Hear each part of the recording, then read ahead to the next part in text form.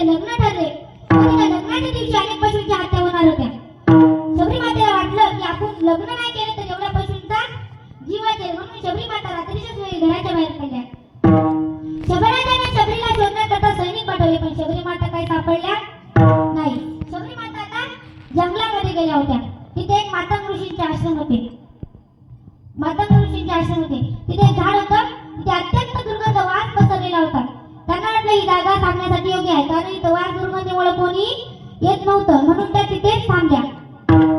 अनेक वर्ष लोटली. त्या वृद्ध म्हणजे म्हातारा झाल्या.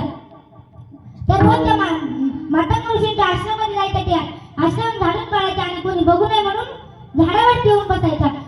अशी अनेक वर्षे लोटली. मग मातंग ऋषींना एक दिवस प्रश्न पडला की आपला आश्रम येऊन रोज कोण काढत असेल, म्हणून मातंग ऋषीने एक दिवस बघितला आणि म्हणाले, कोण आहेस का तू? ती म्हणाली, मी शबरराजाची कन्या शबरी आहे. ती तिचं वर्णन सांगत होती.